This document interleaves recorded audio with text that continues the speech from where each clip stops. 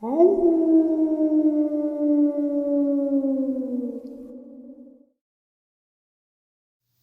greetings and salutations, everyone. I hope everyone is doing well today, and welcome to this upload. Before we jump into it, a couple quick links. As many of you know, I rely on Patreon, PayPal, channel membership, and the merch to help the channel to continue to grow and go. Links to Patreon, PayPal, and channel membership is in the description below. Merch displayed directly under the video. Also, Dogman, Frightening Encounters, Volume 1 through 3, the audiobook versions. They were written and researched by Tom Lyons, narrated and produced by me, Jeff Nadolny. Those audiobooks are available on Audible, Amazon, and iTunes, links to which are also in the description as well. And finally, last but definitely not least, if you'd really like to help support this channel to continue to grow and go, simply subscribe. It does not cost you a cent. Click that like button, takes half a second. If you don't want to miss out on any of the informative uploads that I put out daily, click the bell icon, and folks, please leave a comment and share the video. Why? Well, because all of these things really do help the channel to continue to grow and go. They definitely do matter, and they are appreciated. And with that, I have taken far too much of your time. Let's jump into today's upload, shall we? Gentleman that I never knew was a subscriber of mine. I had never seen him comment. Apparently, he never has commented. And he wanted to share, finally, an experience that has haunted him for years. You will see why it's haunted him. And this experience that he shared, he said it was time to share because of all of the things that are occurring nowadays. The drying up of the Euphrates, the Andrew Dawson case, and something that Victor said 2 to 3 years ago. And at that point, he had me I was like, wait, what? And these are the notes. He didn't want to come on the show. He still not fears for his safety. He doesn't want to bring attention to himself, and he's afraid that if he comes on and he speaks, that he will be identified, because he's a former sheriff deputy for Churchill County, Nevada. And these are all the notes that I took. I mean, I took notes upon notes with this guy, just silently sitting, periodically asking questions. Now, Churchill, Nevada is known for one thing and one thing only. And that would be the Lovelock Caves with the Lovelock Giants.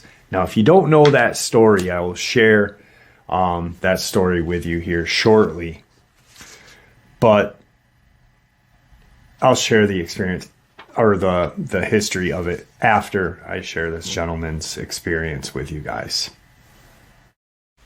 So this experience, or it was his experience, but it was an experience that happened to a group of teenagers, teenage men, boys, ranging from the ages of 16 to 18 years old in 1999. And then after their experience, it went on to his and his fellow deputies' experience. And it's pretty nuts because we'll talk about the Lovelock Cave Giants after, which is an actual scientific find. There actually was giant skeletons found in these caves in Nevada. And there's a Native American lore about these giants fighting with Native Americans back in the day. So not only is there this one cave, but in this area, It's like a sprawled out kind of desert area. There's some wildlife areas that are called wildlife refuge, but not like we think, or I think when I think of a wildlife refuge, I think of like the Adirondacks or, like Cadiz Cove, Smoky Mountains, very woodsy, dense woods where animals you'd think, but this is, there are some desert-like plants out there, but it's nothing like what I think of a wildlife refuge would look like. There's also a ton of caves in this area. So you've got the Lovelock Cave. There's probably, he said, upwards to 40 small little caves, openings. But when you get into them, they eventually like get bigger so you can stand up in them. There's a cave called Humboldt Cave, Salt Cave, Hidden Cave, just these multiple caves. And there's like a natural kind of occurring salts that are there.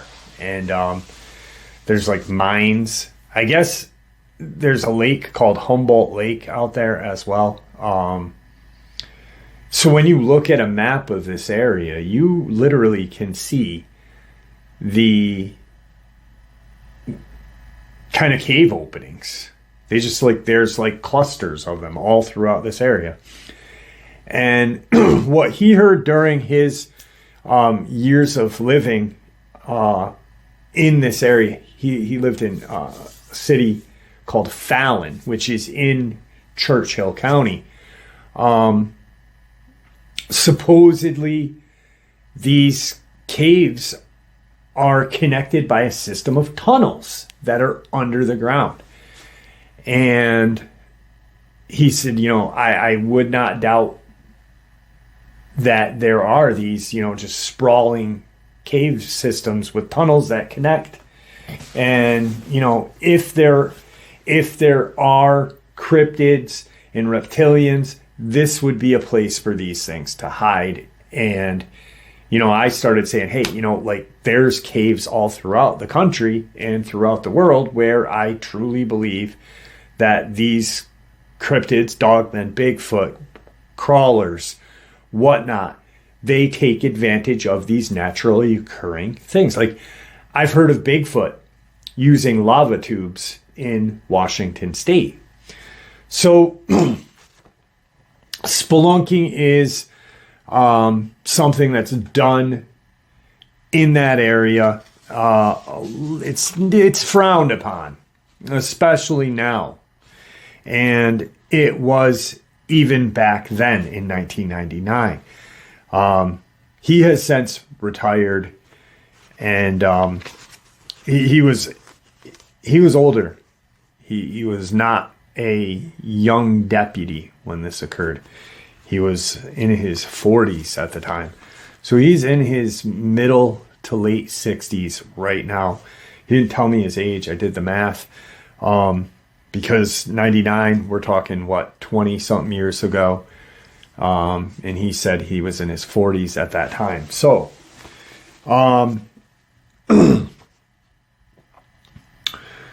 apparently it was a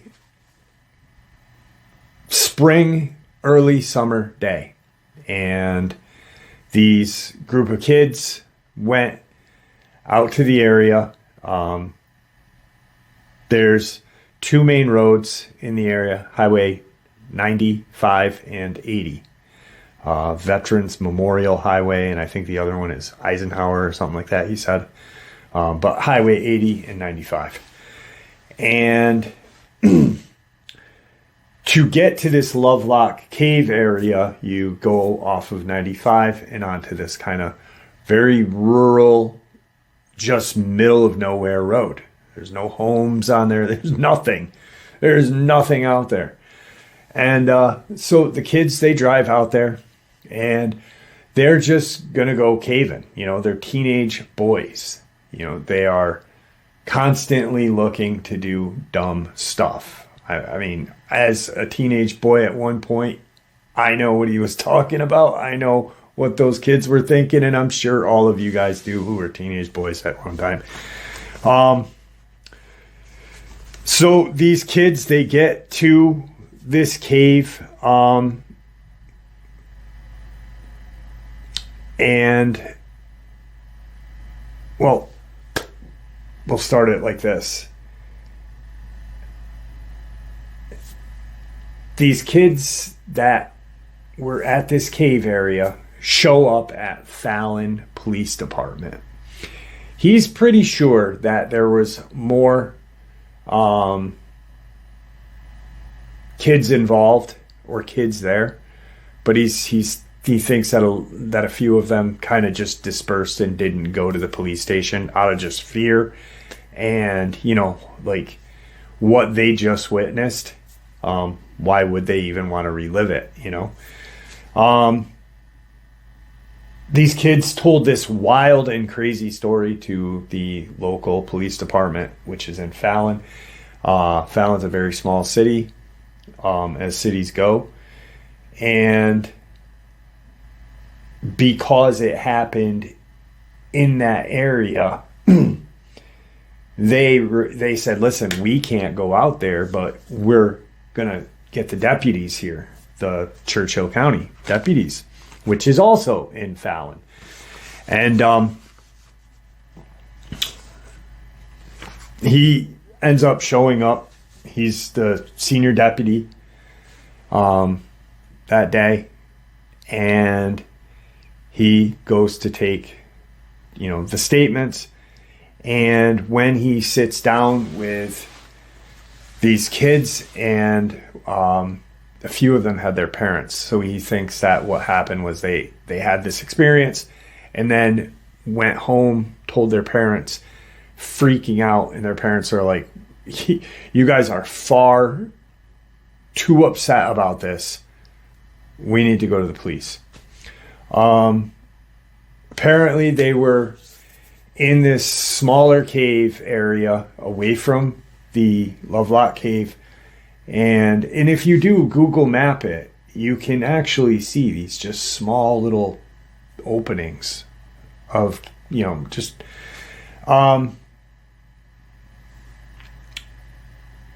they were getting ready to go spelunking, you know. He knew two of these kids.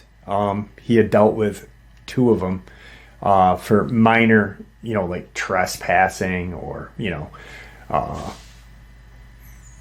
knock and goes, you know, knock and then run, stuff like that. Nothing major, but he knew of these, you know, a few of these kids, and he could tell right off that,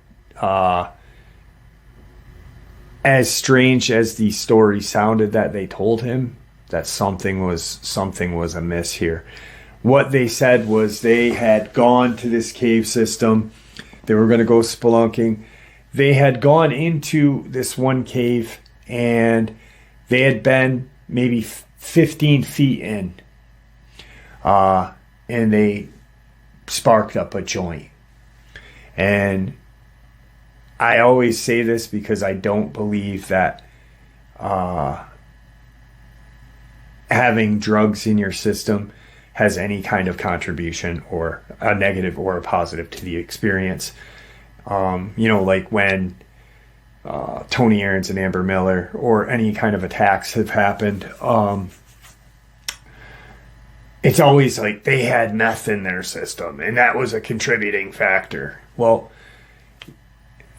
they were just smoking, and that's what they were doing at the time of the start of this experience. All of a sudden, they are smoking their joint, getting ready, having a great time, and they hear one of their friends scream, and they turn to look into the cave. They don't have headlights. They don't have anything. This is 99. They have some garbage flashlights. They turn and look, and they see this just human-like figure that's towering over their friend grab one of the friends and grab another. Apparently he had grabbed like two of these kids. And as they're running out of the cave, because they're in fear, they see this huge humanoid creature, and one of them says, I think it bit our friend. I think it like took a huge bite out of our friend. And so he's just like, this is wild. He ends up calling the two kids' parents' house, asking, hey, is A or B home? No, we haven't seen them. I think they went with their friends to go caving today, though. Okay. So that right there kind of sets it like, all right, there is something wrong.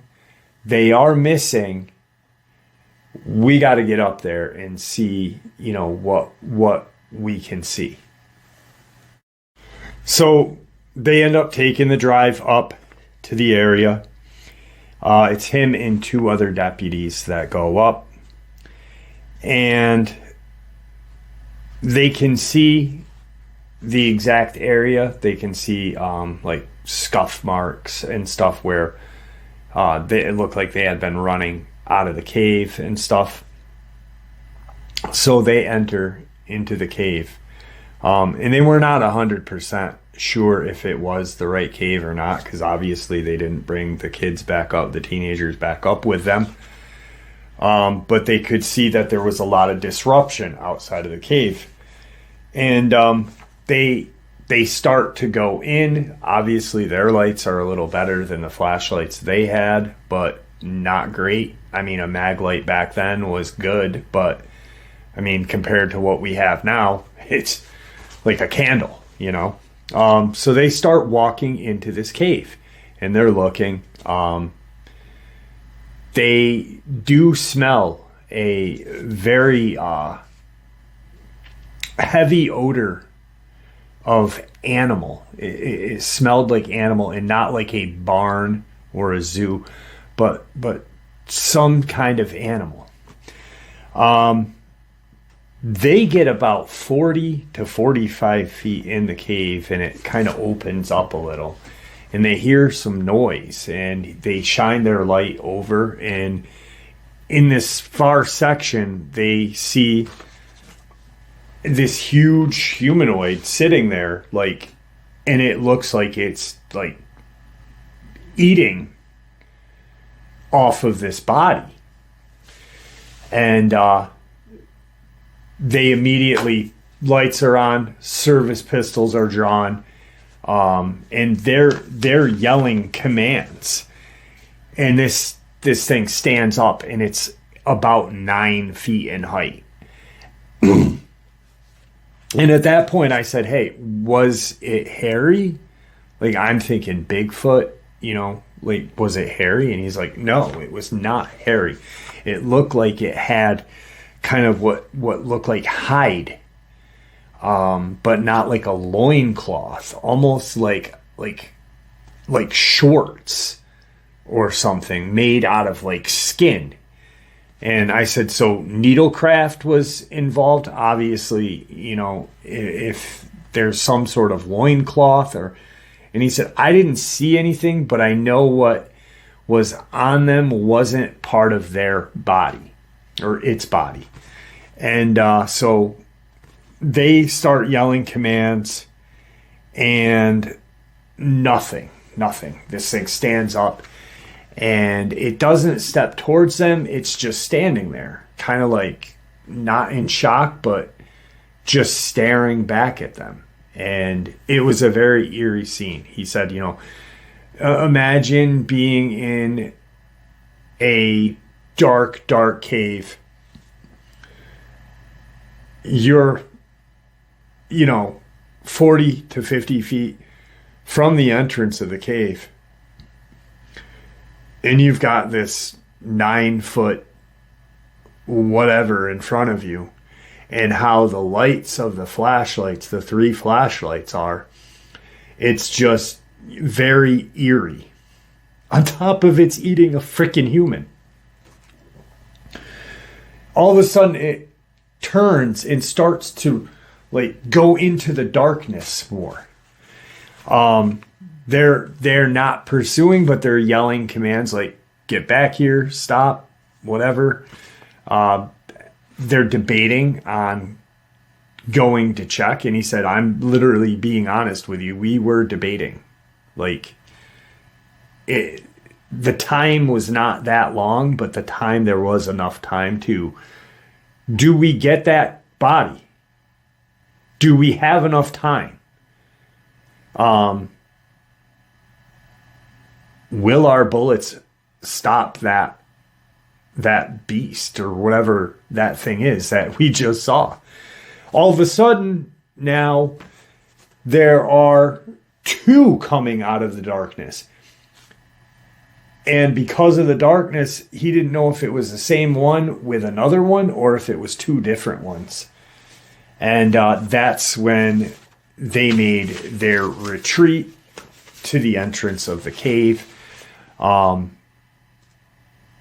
called for backup. They ended up calling the sheriff's station. And they ended up telling the sheriff what was going on. Like, hey, this is what we just saw. This is not, some April Fool's joke first, because it's not April. And this is not like, we are not messing around. There is 2 bodies in there and what appears to be 2 9-foot tall, very large humanoids in this cave. What the hell do you want us to do? Get, some other deputies out here, get, some of the local police department out here, even though they don't have jurisdiction, but get us help. Now, they're outside of the cave. They're by their cruisers. About 15 to 20 minutes goes by, and they get a radio call back saying, there are additional men coming out. Let them know what just occurred. They'll take care of everything. Just stay outside of the cave for backup. They don't want you to go in with them, but when they get there, they will tell you what you need to do. And you will listen to these men, because that's my order to you. And that's what I was told. So someone above the sheriff said, this is what's going to go down. In Fallon as well, there is a naval air station. And this will come into play a little bit later.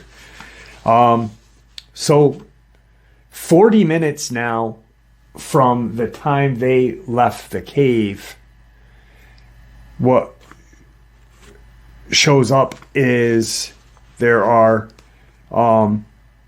4 men that appear to be special forces, maybe Navy special forces. He doesn't know, but there's 4 men. They are not heavily armed, but they are armed for close quarter combat. They do have, they've got enough of, what they need on them. They're geared up. Obviously, they don't have M60s looking like Rambo, but they've got, enough to where if these are the 2 things that are in there, these 4 guys should be able to take care of it. One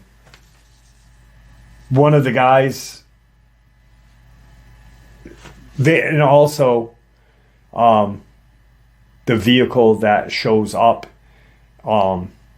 is a black Suburban type vehicle with Navy tag on the plate, U.S. Navy tag.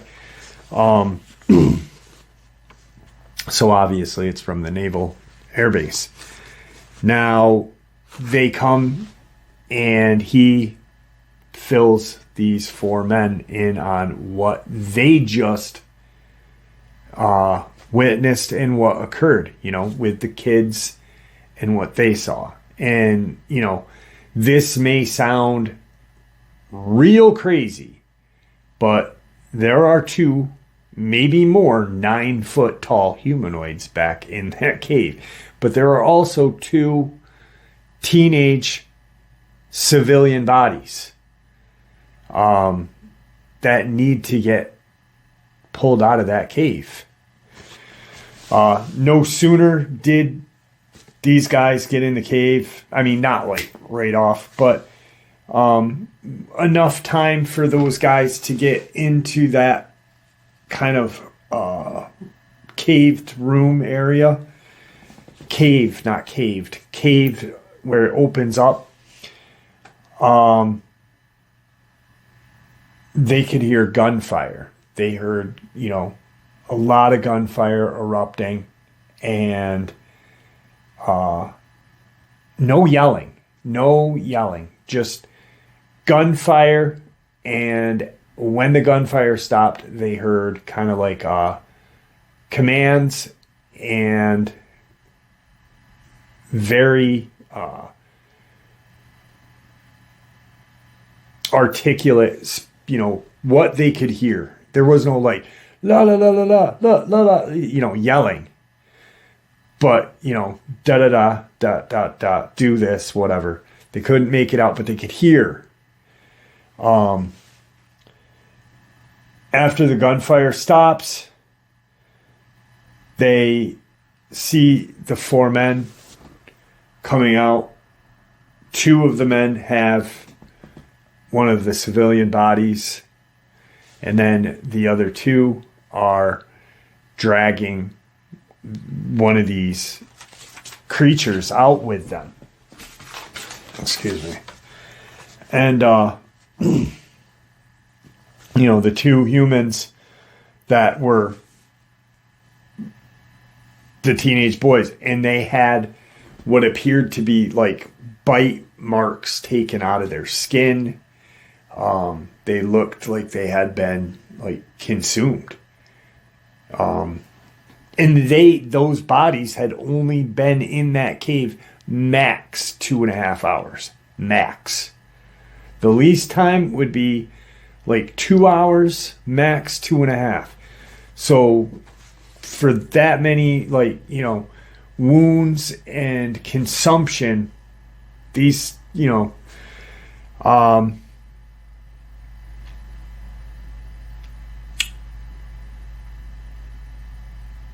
went over to, help the guys with this giant humanoid.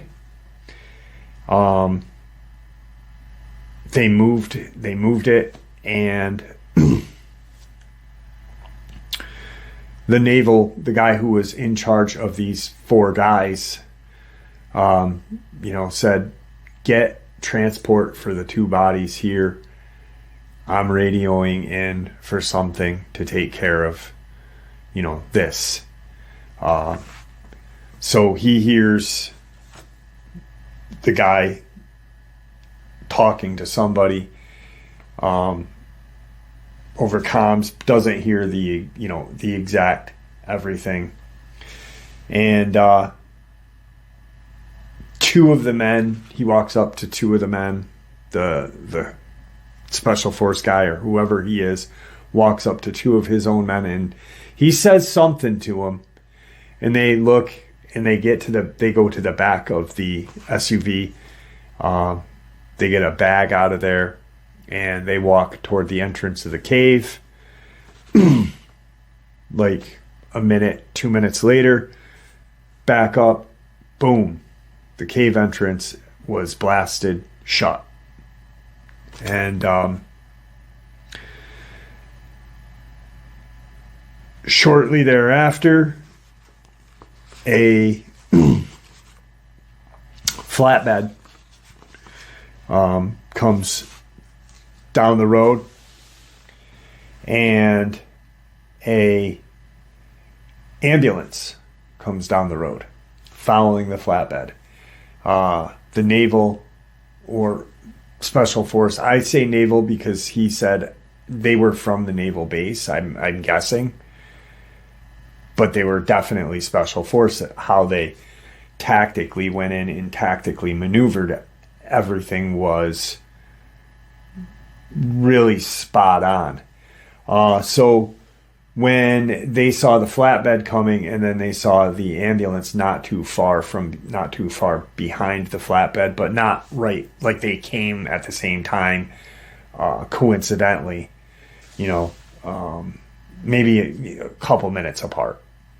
But he said, don't have the ambulance come down here yet. Have it wait out by the road until we figure out what we're going to do with this. We don't want any more people knowing about this or seeing this. So that's what you're going to do. Okay. He has one of his deputies go over, stop the ambulance, sit with him, But that deputy was told, do not say anything to anyone about what you just witnessed. And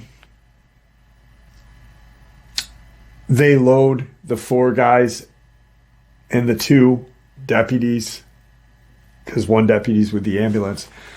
The 6 guys load this thing onto the back of the flatbed.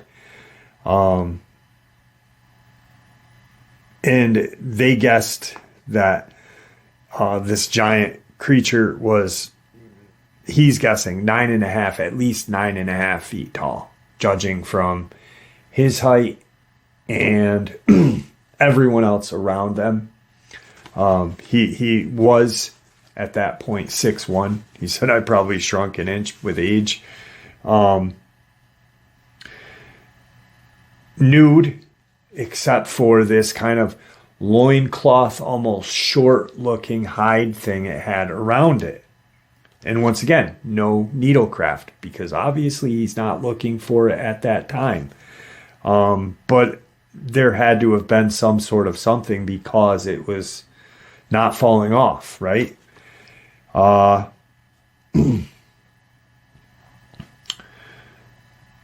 It weighs at least somewhere in the guesstimate 700 to 900 pounds, just judging on strength of himself and the 4 other guys that were there. He said, at my age, I was not what I was when I was 20. I was strong, but I wasn't, bench pressing 300-400 pounds. And it had almost like a auburn colored hair. It had very long reddish auburn colored hair with this just full kind of beard. And it smelled like a musk, not like garbage or urine or anything. It was very musky smelling. So after that point, they get it loaded onto the flatbed, and it is strapped down and tarped.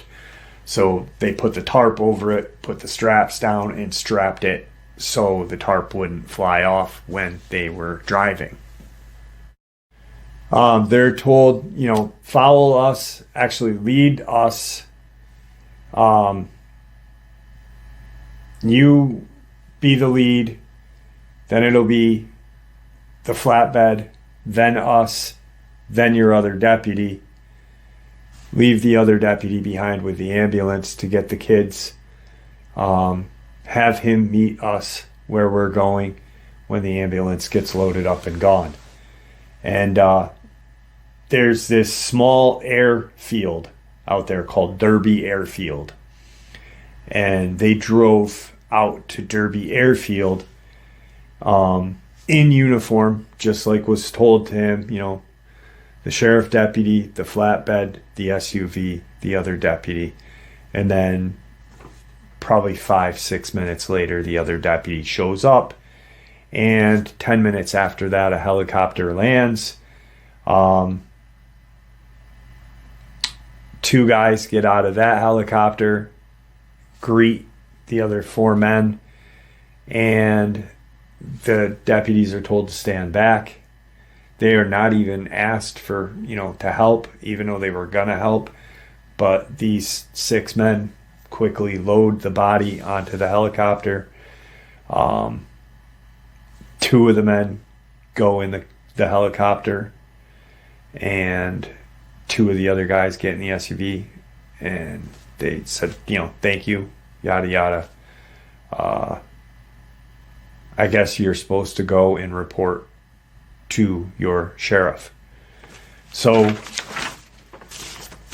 at that point, they get back to the sheriff's station thinking, they're going to have to write a report, but we need to talk to our sheriff because we don't know what to put in this report. The sheriff then tells them, don't worry about the report, but right now you are to go to the Naval Air Base here in Fallon. Report there. They'll tell you everything that you're to do, and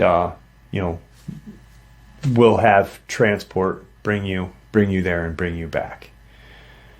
And their 3 guys look at each other like, why can't we? First off, he's thinking, why can't we drive ourselves? Why do we need transport? And why are we going to the air base? Something's off. But they, that's what's told to do. Obviously, they don't think they're going to get snubbed out, but, it was just weird. It was very weird for him for that to happen. They get to the Naval Air Base.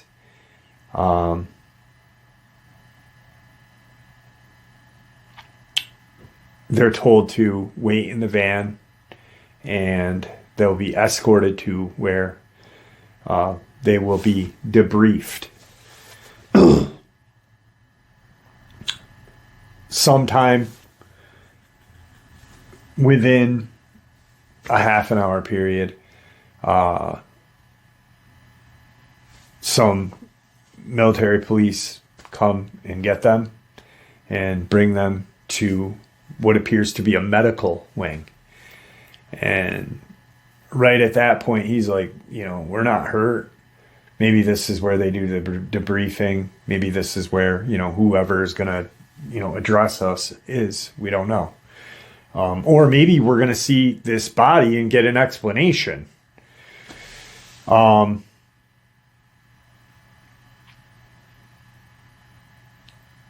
The 3 men are met with a doctor who talks to them, gives them a once-over. And they're all sitting there like, this is weird, this is weird. And they are told to put these headphones on. And, they're going to play a series of information for them. Their debriefing will be in this headphone. And, then they can go back to their station and carry on with their day. That's what they do. Now, from that point on, after they hear, he doesn't recall what was said. He doesn't remember what was said, but he remembers what happened. The two other deputies don't remember what happened. And, he then was really kind of freaked out. And when he realized that these two deputies didn't remember anything up until finding two teenage boys that had been hurt while caving. That's hurt.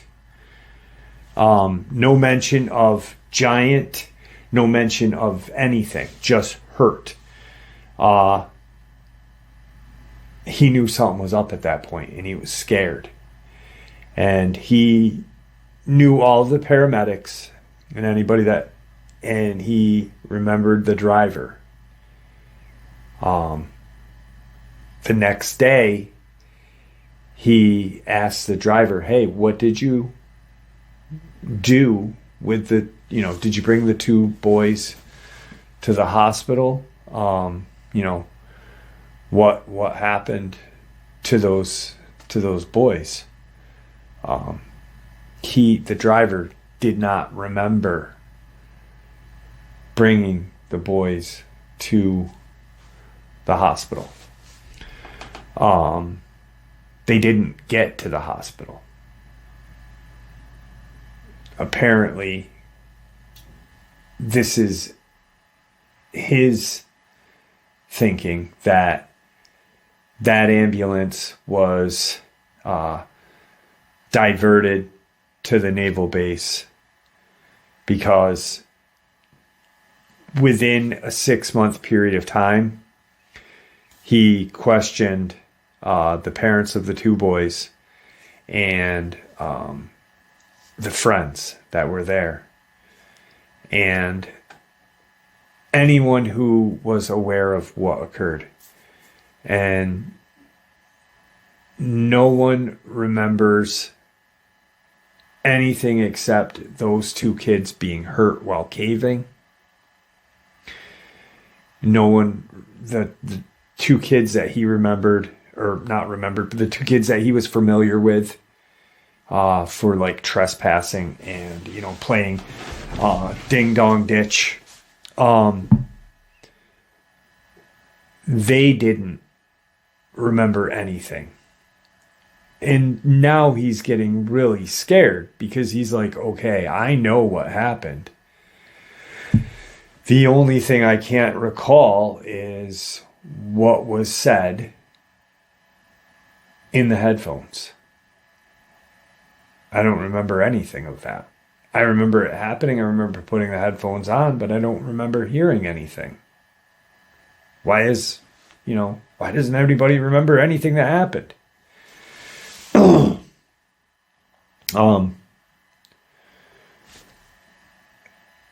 The parents of the two boys that were hurt now believe that their sons had, been hurt, and apparently time passed and they had eventually just moved out of town. The two families that, the two kids that were killed by these giant creatures, and they moved. He doesn't know where. He doesn't know anything about, where they go. And he can't question too much because he doesn't want anyone to be aware that he knows still what happened. And, now we're, 2001. And he's like, all right, now I'm gonna just move on with my life. I'm not gonna remember. I'm gonna block it out like it never happened.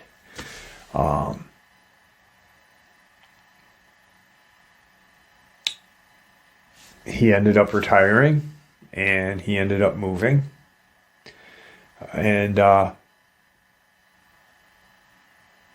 he felt like, now was the time to share. He's been wanting to share, but with everything that's been going on, like I said, with the drying of the Euphrates, which he brought up, the Andrew Dawson, and he was very aware of like the biblical aspects of what's going on, with like the giant, the Nephilim, and things like that. He kept making like quotes and remarks out of the book of Enoch or Enoch.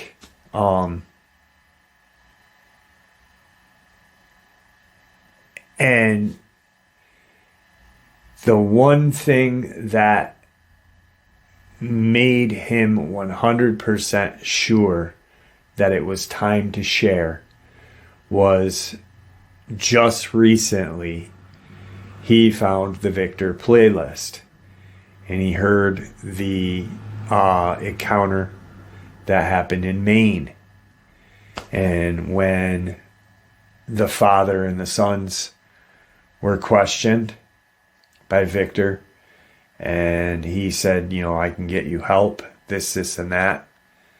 And they were sent to a naval base for help, and they don't remember what happened. When he heard that experience or that hunt that Victor had shared, that was his wake-up call. That was his holy shit. I was brought to a naval base, a naval air base, but I was brought to a naval air base. My two deputies that I've known for a very long time don't remember this. I've questioned them, but not too much. And why don't I remember what was said in the headphones? And that was why and when he decided to share. Give me a second. And for those of you who are not familiar with the Lovelock Cave or the Lovelock Giants, I will share it with you right now. So, Lovelock Cave is a North American archaeological site previously known as Sunset Cave, Horseshoe Cave, and Loud Site 18. Supposedly the cave is about 150 feet long, 35 feet wide.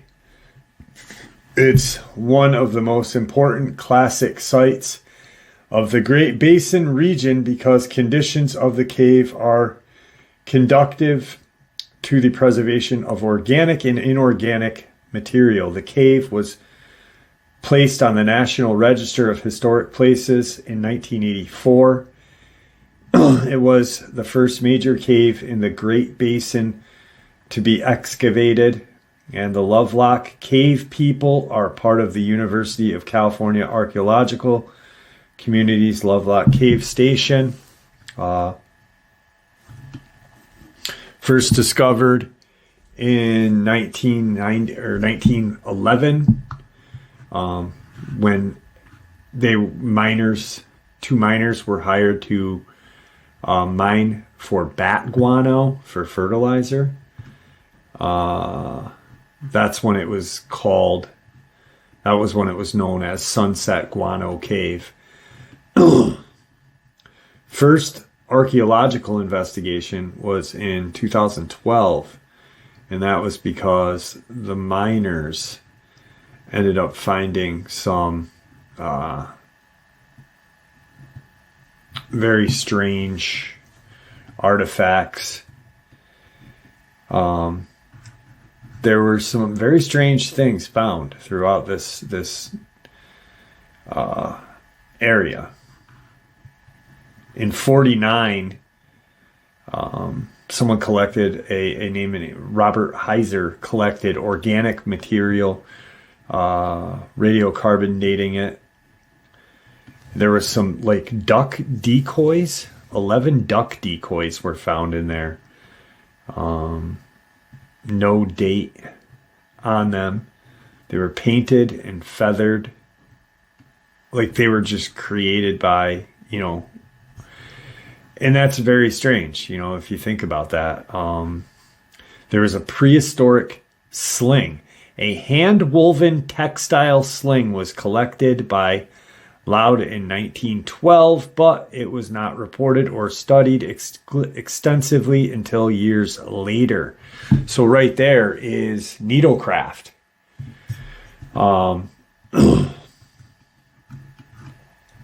And then that's a little of the history of the cave system. There was some handheld grinding stones found. Traps, sandals, nets, baskets. And now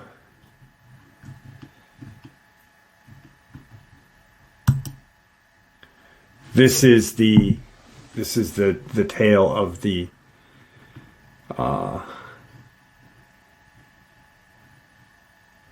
Paiutes, a Native American tribe indigenous to part of Nevada, have an oral tradition that they told to early white settlers of the area about a race of red-haired white giants or barbarians that their ancestors referred to as Sitacha.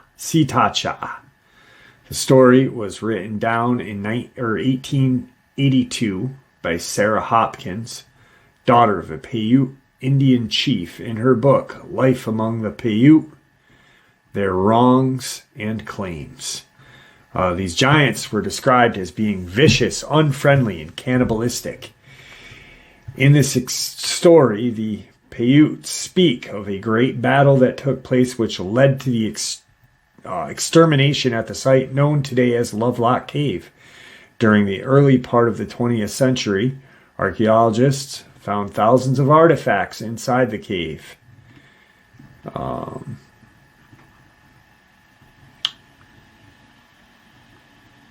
The Sitachi, or Saduka,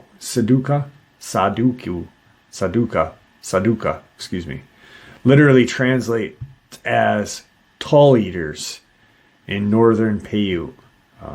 It's spelled Sitecah. So cha. Siticha.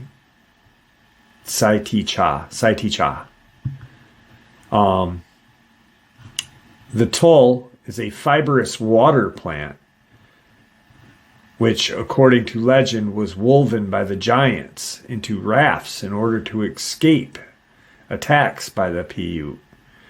They used rafts to navigate what remained of the then Lake Lawton, an ancient lake that was once covered most of northern Nevada during the last ice age. And a lot of that evidence had been suppressed, according to ancientorigins.net history of, as the Paiute tale goes, after years of warfare, all the tribes in the area joined together to rid themselves of these giants. One day, as the tribes chased down one of the last remaining red-haired giants that took refuge in the cave, the Paiutes demanded their enemy come out of the cave and fight, but the giants refused. The coalition of tribes proceeded to shoot arrows at them while starting a large fire at the mouth of the cave. The smoke drove out a few, who died in a hail of arrows, while the rest were all either burned alive or asphyxiated. Over time, the entrance of the cave would collapse, leaving it accessible only to bats and cut off from human contact.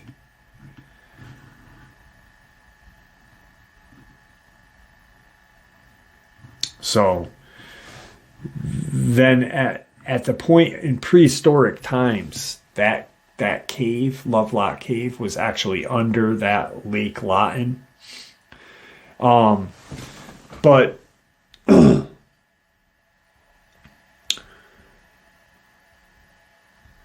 forgot what I was going to say. The American History Museum or whatever, AHM or whatever it is, they've hidden so much artifacts from these giants. But it's been passed down from years, like, and then to have all this archaeological finds in the area is truly amazing as well. But where these kids had their experience in this former deputy, Lovelock Cave is up from where this happened. There's another little small cave system. So all these caves supposedly just spread out with like a spider web of tunnels underneath the earth. And I mean, I don't doubt it one bit. I imagine the majority of cave systems that are underground are connected somehow, even though it's maybe not be able to navigate by man. Because there is so little that we know of our planet. We know a little bit about the top side, but we don't know underneath the ground. We don't know our ocean. We know more about the friggin' moon than we do about our ocean or outer space. So yeah, that's the history of Lovelock Cave, the history of the Lovelock Giants. And that is a former Churchill County Sheriff Deputy's experience. And it's terrifying. It's terrifying to even think that at one point he had no idea why no one could remember things, and things kind of just went kind of off the chart for him. Like, what the hell is going on? Am I going crazy? And then to hear that, to hear other stories about giants and then this and that and Dogman and Bigfoot and crawlers. But then you hear Victor's hunt in Maine, and you hear about the naval base and the mind erasing. And then I said to him, well, what if by mistake they never turned your whatever you were supposed to hear in your headphone? And he said, that makes a lot more sense than what I was thinking. He said, I was thinking maybe I just don't remember what they said. But why wouldn't I remember, why would I only forget that? Maybe they didn't play whatever they were supposed to play by accident. And there you have it, folks. I do hope you all enjoyed today's upload as much as I enjoyed sharing it with you. I'd like to thank you all for supporting the channel. It is, after all, your support that helps the channel to continue to grow and go, and what gives us all a place and a chance to share our experiences and theories judgment-free. Everyone is simply treated with the respect that we deserve. Stay safe, happy, healthy, and ever vigilant. Keeping an eye on our children, pets, family, and friends. These creatures are real. These events have happened. Share this information with those you love and care about, and it may just help save their lives someday. Until next time, never stop asking questions, never stop searching for the truth, and God bless you all.